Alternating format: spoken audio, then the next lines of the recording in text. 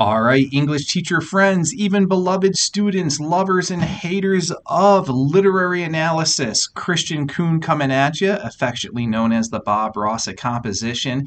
And I have another Oscar-nominated short film for you in which we are going to practice the art of writing a thesis in the introductory paragraph. So I'll spotlight my thesis heuristic. So in my YouTube channel, I have a number of exercises like this where I use Oscar-nominated short films in the same vein that I would an excerpt, a short story, or a poem. So we're basically analyzing literature through film. And in this particular video, we're going to take a look at a fascinating film called Leaving Home. It's pretty straightforward. I used it with my on-level juniors, but I think I'll also use it with my AP Lit because it's kind of a softball, and in terms of, construction of meaning, authorial intent, things of that nature, it's very easy to dissect. So without further ado, let's jump in. But first, let me make a pitch. Please subscribe to the channel. Kristian Kuhn, the Bob Ross of composition. Tell your friends, tell your students, tell your colleagues, spread the word far and wide. We are growing exponentially, and that delights me. We're quickly approaching and going to eclipse 20,000 viewers. That's very cool to me. So in terms of getting your hands on Leaving Home, it's on YouTube, and just type in Leaving Home short film and it'll populate for you right there. What I normally do is show it 3 times to my students just so that they can really pull it apart. First time we watch it, we just get the basic gist of it. Second time, we go lit term hunting. And then usually after the second time, we pause and just kind of make observations. Third time, we really get cutthroat and go all in.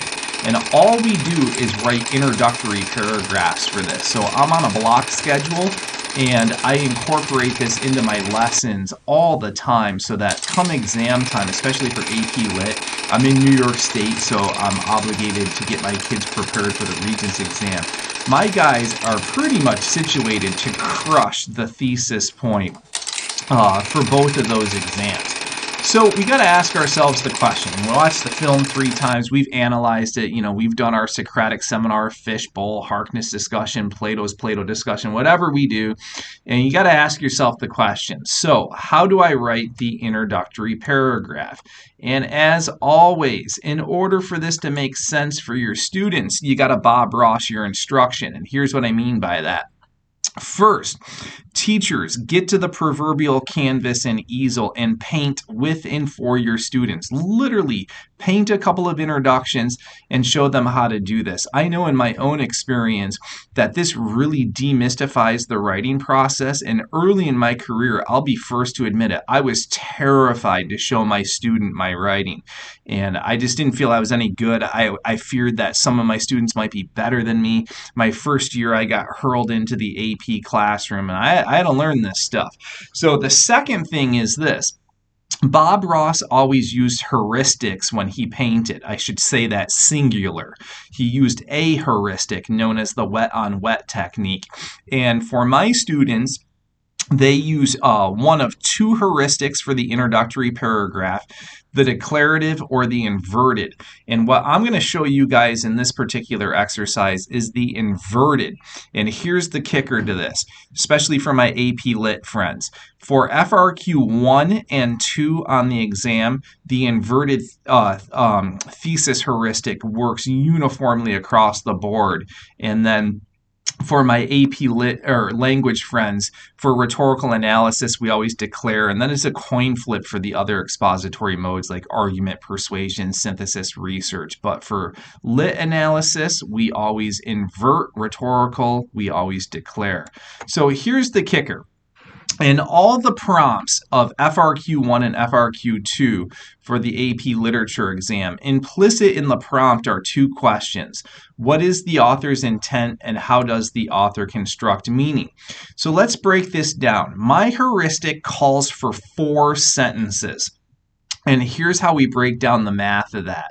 My students are going to take 3 sentences to answer the question, what is the author's intent? And if we unpack that, we're ultimately just asking about, universal truth, the exigence, the universal theme. I call it author's intent. So we're going to get like 3 sentences with a heavy thematic unpacking. The last sentence is going to be the thesis statement. That's why we call it an inverted thesis. We answer the question, how does the author construct meaning? Whenever a student answers that question, that constitutes and comprises the thesis. So let's look at that graphically instead of just talking into the ether about it. So you're going to end with the thesis in the inverted thesis heuristic. So last sentence answers the question, how does the author construct meaning? And you got to go hunting for your terms, your devices, your techniques. And students, keep in mind that it's not just one term. Like usually it's a combination of 3 that comprise the whole construction of meaning. It's kind of the glue or the backbone to the whole film or poem, short story.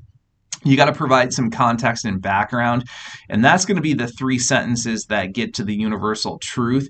I also want to see a fair amount of tier 2 level vocabulary, and what I mean by that is your average run-of-the-mill SAT level caliber words. Don't goon out. I don't want you to think that the idea is if you use $1 million words that somehow you're doing good writing. That's not the case. You got to stay in your wheelhouse, and I'll model that for you.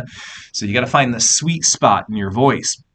And then the other thing that I have my students focus on are sentence constructs. I explicitly teach Strunk & White's rule number 18 that they espouse in their seminal text called Write It Right. Rule number 18 makes the assertion that there's 12 different ways to cobble together a sentence, and then 20 ways to pattern those 12 types.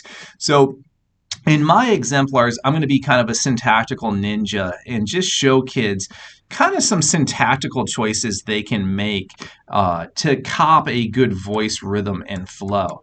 And then, as always, I've already alluded to this, introductory paragraphs are going to be 4 sentences, no more, no less. So let's break down that math before I show you exemplar number 1. 3 sentences authorial intent, 1 sentence construction of meaning. Here is exemplar number 1. And you can see I've color-coded it for you. I'll break down the legend of those colors in just a second. Let me read it top to bottom. Keep in mind, I'm going 3 authorial intent, 1 construction of meaning. So I'll read it top to bottom and then unpack it for you. Even in the natural world, a parent's job is to adequately prepare their child for the day they flee the coop.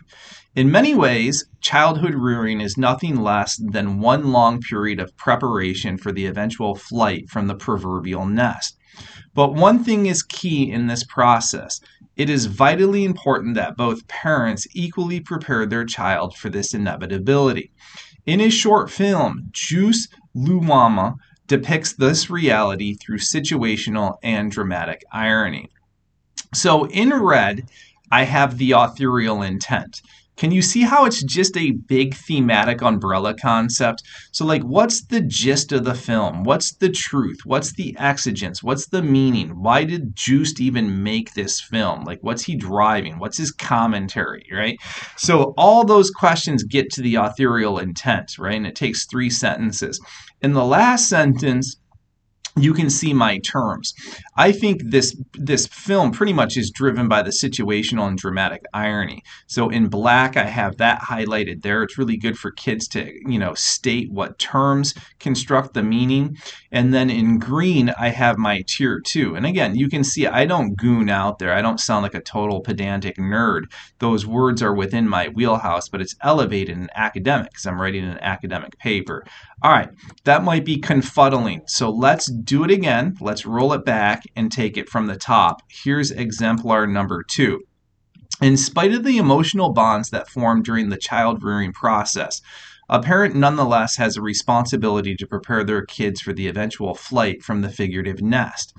As such, over these formative years, the fundamental teachings of the child must be anchored with one goal in mind: equipping the young one with the requisite tools needed to gain independence.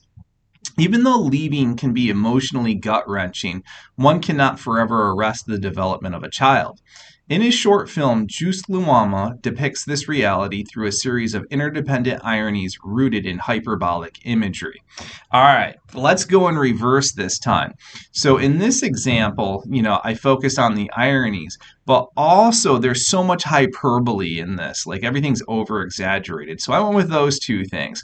In terms of sentence constructs, everything's varied. One of the things I tell my students is don't parallel your syntax unless you absolutely need to, and usually 99.9% of the time, there's no need to parallel in an introduction. So I usually use parallelism in the conclusion of my syllogisms and in the conclusion paragraph of the essay. So intro, I really don't do that.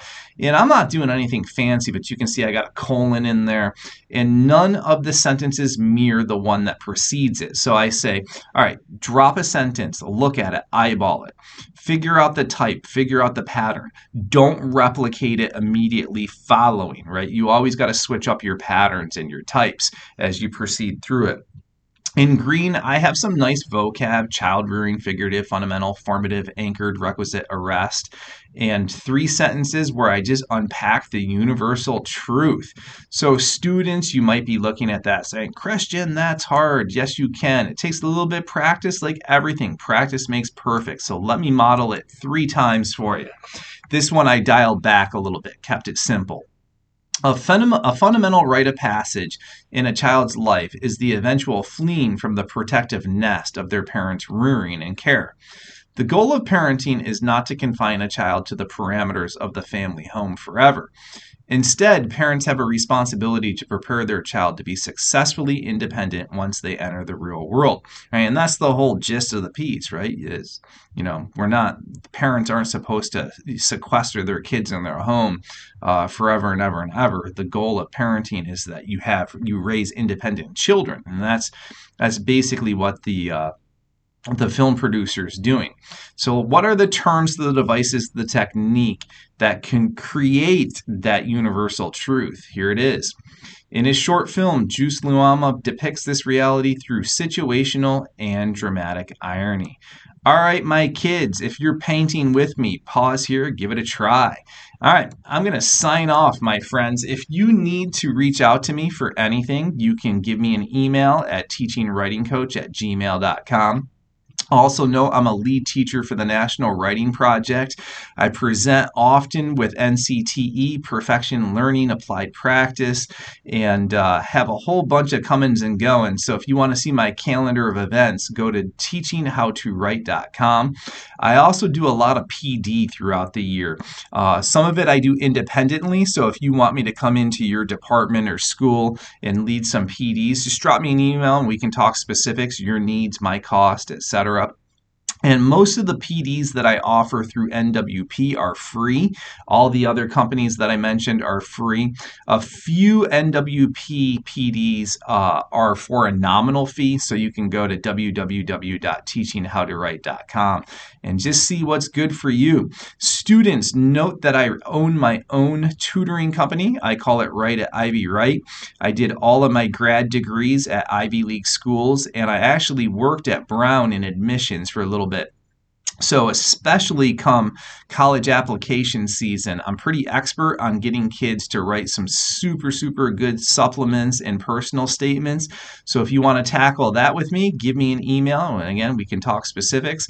And I've taught AP Lang and AP Lit for over 2 decades and think I've got a pretty good hold and handle on that as well.